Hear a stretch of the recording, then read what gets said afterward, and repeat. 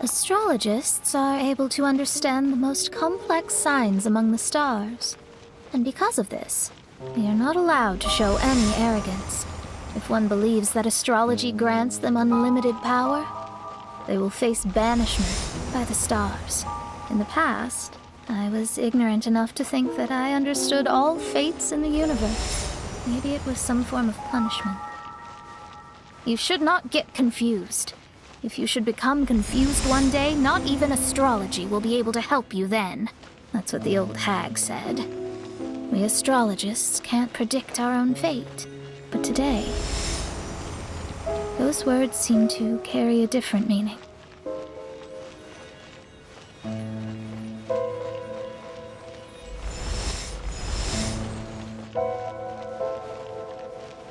I understand now that people won't always follow a beacon's guiding light. Even though the way forward may be dark and dangerous, they will still resolutely forge ahead. Fate is called such precisely because it cannot be altered or reversed.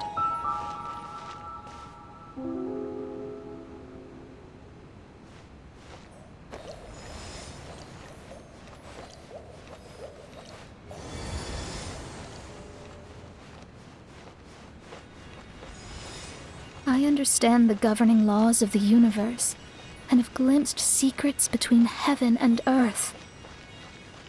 Observing it is enough for me. There are no perfect legends, and no heroes that can save everyone. Instead of dwelling on my helplessness, what I should do is seize my own destiny.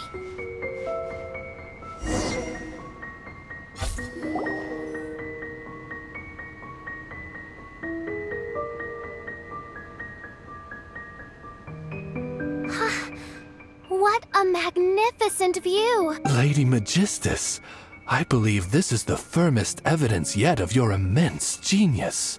Thank you. Although the Eminocrash really doesn't have that much of a history. Stars like diamonds and the moon like a pearl. This is the most brilliant night sky I've ever beheld. It's beautiful. To call up such a mirage, Mona must have a vast and boundless sea of stars in her heart. I'm just thinking. These must be the things that we aspire to. This night sky is incredibly beautiful.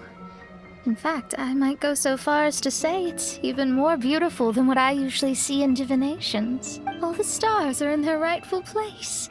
This is definitely my mirage. Only here can I see extraordinary sights like these. Extraordinary? Why do you say that?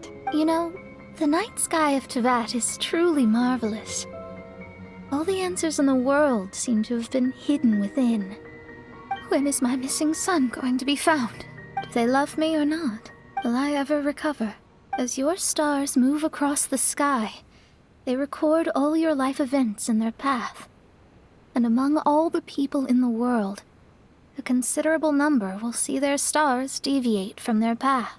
When your stars are on track, it means you will be healthy, happy, and at peace. Conversely, if your stars go off track, everything will get worse. The starry sky in my divinations would never look as perfect as this. Some stars would lose their way, and others would fall. I wish everyone could be happy and stay on track. To this end, I offer advice and tell the truth. I know it's useless. All fates are already revealed in the night sky, with mine too, just another among them. I can't change anything, even so. Outside of astrology, outside of the words of truth, I still cling to the wisp of an irrational fantasy. We must all live within the confines of reality, but call me presumptuous. But I still believe in miracles. In this vast sea of stars, there are stars for you, for me, for everybody. What are the chances of one star encountering another? Are these encounters not the most wonderful miracles in all of destiny? But within Tevat, the stars in the sky will always have a place for us. Even if astrology is resolutely rational, fate remains arbitrary, cruel, but romantic.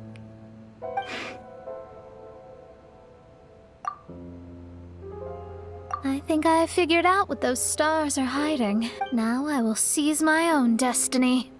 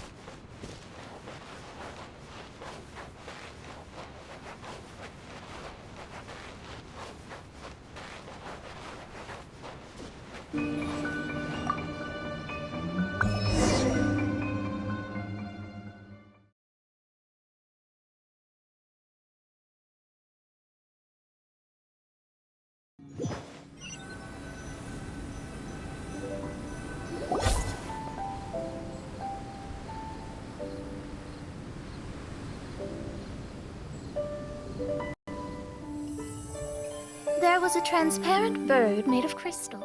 It was beautiful and fragile and could sing the most beautiful songs. But since mortals couldn't see it, they believed it to be a trick. How could a transparent bird possibly exist, let alone sing? When the bird heard that, it flapped its wings and flew across mountains and seas all the way to the night sky, where it turned into a star.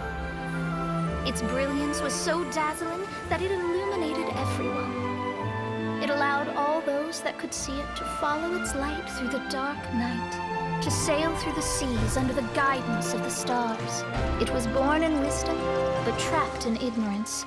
It has never voiced a complaint, for this is its destiny. Guiding people to see their destinies is the very meaning of its existence. We're back here again! So, are we completely out of the mirage? How strange. My mirage didn't contain any hints on the pt3 or the machine. Does that mean they had nothing to do with these mirages after all? Or perhaps these mirages are a mere consequence and not part of a process at all?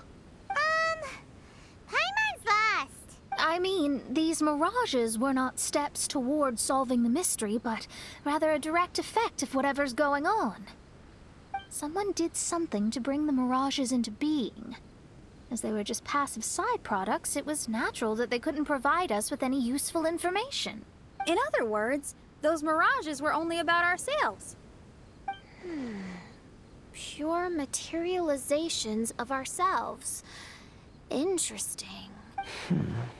Everyone, maybe we should go back to where this whole thing began. During our first day on the island, the Traveler and I checked out the pt3 camp together. We found a strange machine there, as well as some disoriented pt3. The researcher who spoke to us claimed that the machine was just a pt3 industrial invention. He even promised to not disturb us. Right! And the Cappy Cap guy looked half asleep the entire time. He kept talking nonsense. I wonder, is it possible that madness and mirages are two different outcomes of the machine's influence? If so, everything can be traced back to that damaged machine. Except for the difference in how it affects people. This, I believe, is caused by differences between the affected people themselves. Oh, when you put it that way, it is indeed difficult to distinguish dreams and hallucinations. So what you're saying is, the device affected us differently because we are different from the pt3. Yes, and according to our observations over these past few days, I think the difference is that we all have stronger willpower. Yeah, I can get behind that. People with strong willpower will hallucinate instead of falling into madness. But those who break too easily can't maintain a stable mirage. In other words, we should go back to the pt3 camp and destroy that No, it should be repaired rather than destroyed. What mein Fräulein means is that rashly destroying a machine we do not understand may lead to more serious consequences. It would be better to find a way to repair it first. Right. It pays to be cautious. If my guess is correct, that machine is capable of influencing the human brain, so we'd better tread carefully. So let's go